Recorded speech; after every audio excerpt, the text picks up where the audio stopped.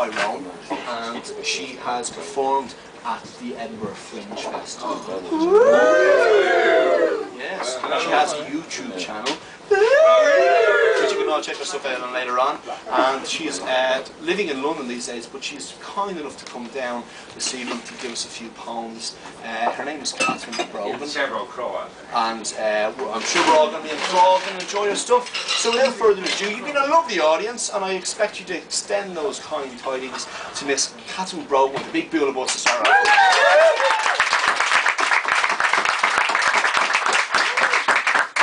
Thanks very much. Lovely to be here. Come statu. I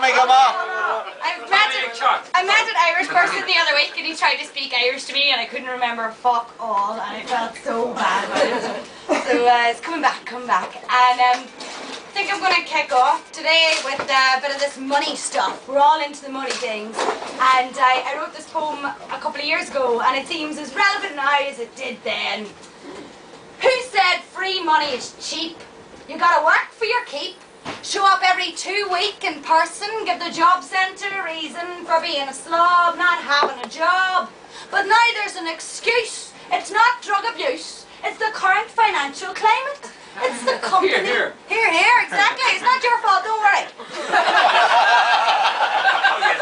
It's the companies behind it, the government that denied it, and the banks that allowed it. Absolutely. We've had our years of prosperity, now it's time for austerity. And if we'd listened to Joseph, who wasn't just a gloat in a coat, we'd know that with 7 years of plenty comes 7 years of empty, and you need to save in time. But the ultimate crime is that we thought we were rich, when really we were just digging this ditch of debt that we haven't even got to the bottom of yet. And what do? Government and crew, they lower interest rates so borrowing never abates. I always loved to save.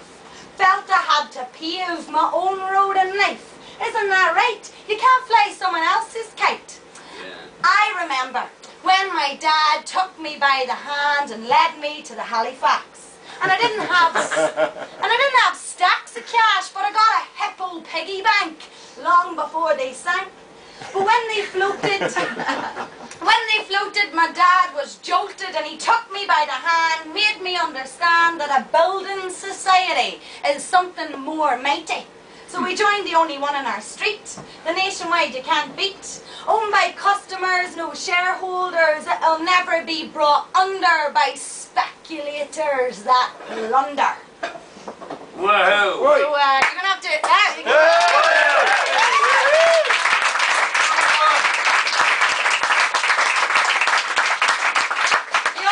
Excuse all the English banking references in there, you know, sorry about that.